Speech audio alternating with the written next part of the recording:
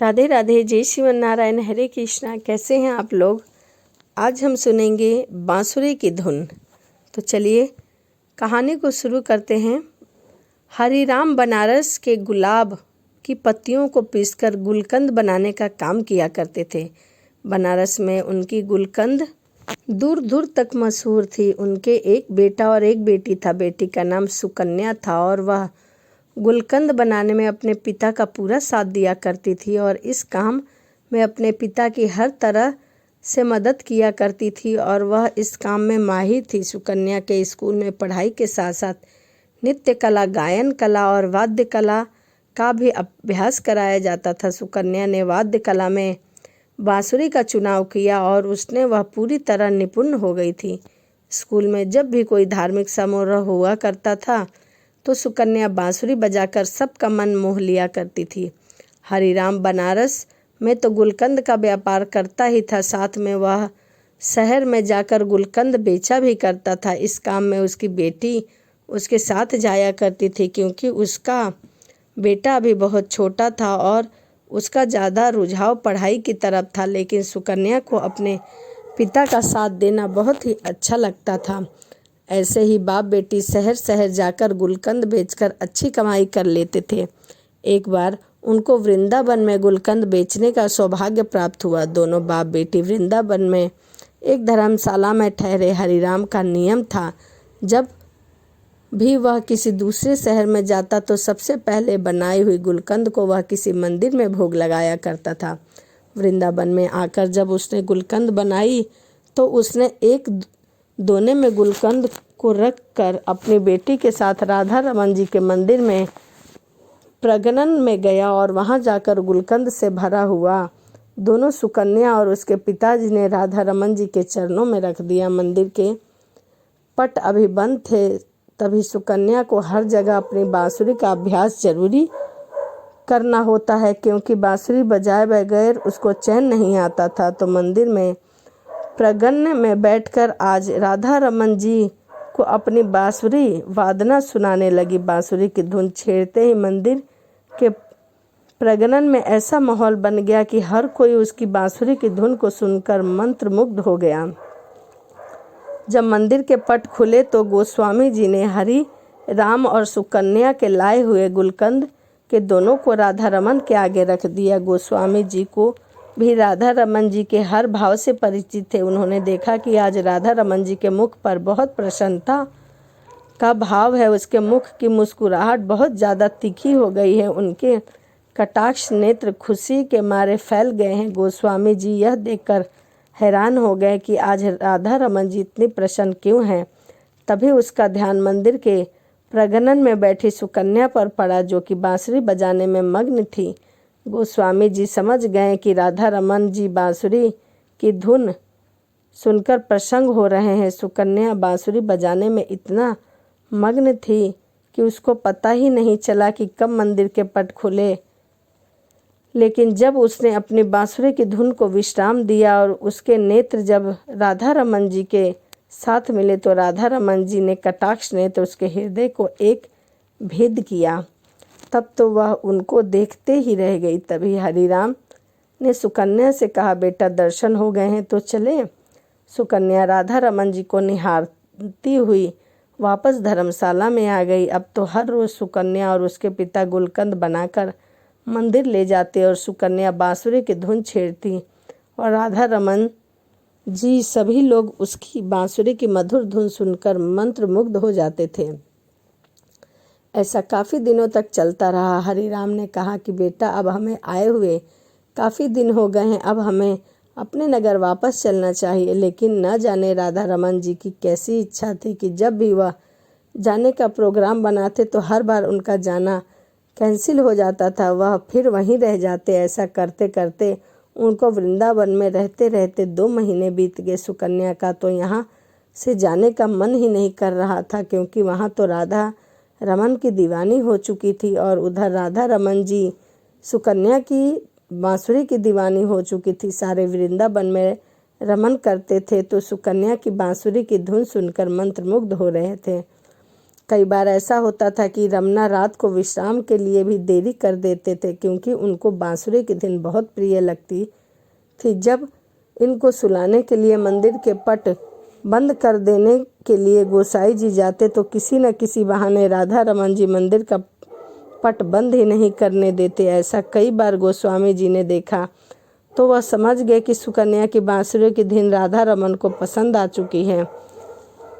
अब यहाँ से सुकन्या और हरिराम का जाने का समय आ गया। बड़े ही भारी मन से सुकन्या और हरिराम राधा रमन जी को छोड़कर अपने नगर बनारस जाने लगे। तभी सुकन्या राधा रमन जी के मंदिर से निकली। उसके कदम आगे बढ़ ही नहीं रहे थे। उनको ऐसा लग रहा था कि उसके पाँव में किसी ने भारी वजन का पत्थर रख दिया हो और वजन के कारण उसे चला भी नहीं जा रहा था। अब सुकन्या अपने घर बनारस आ चुकी है, लेकिन उसका मन वहीं लगा हुआ है। उसी मोहिनी सूरत वाले, वृंदावन के कटाक्ष नेत्रों वाले, गहरी मुस्कान वाले राधा रमन ने हर लिया था। अब तो सुकन्या का अपने घर पर बिल्कुल भी मन नहीं लगता था। उसका मन करता था कि वह भागकर मंदिर में प्रांगण में चली जाए।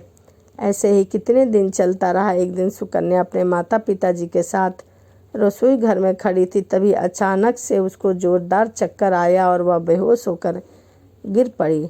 जब डॉक्टर के पास उसको ले जाया गया तो डॉक्टर ने इसकी बीमारी समझ नहीं आई, लेकिन जब उसके पिताजी उसको बड़े अस्पताल में लेकर गए और डॉक्टरों ने जब उसकी सारी जांच की तो उसे पता चला कि उसके हृदय में छेद है।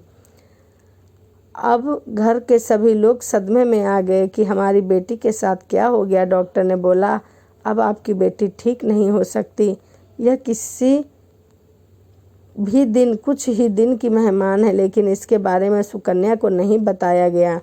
सब लोग उसको ऐसे दिखाते थे कि उसे कुछ मालूम ही ना हो कि उसे कोई बीमारी है और तुम्हें कुछ भी नहीं हुआ। लेकिन सुकन्या को थोड़ा सा संदेह हो गया था कि उसको कुछ न कुछ बड़ी बीमारी हो गई है। तभी एक दिन सब लोग बाहर गए हुए थे। उसकी अलमारी पर डॉक्टर की दी हुई रिपोर्ट और एक्सरे रखे थे। उसमें देखा उसके हृदय में एक छोटा सा छेद है, लेकिन तभी उसको वहाँ उसके हृदय में एक आकृति सी दिखाई दी। जब उसने देखा तो उसने देखा कि वह राधा रमन जी की आकृति है। सुकन्या यह देखकर हैरान हो गई।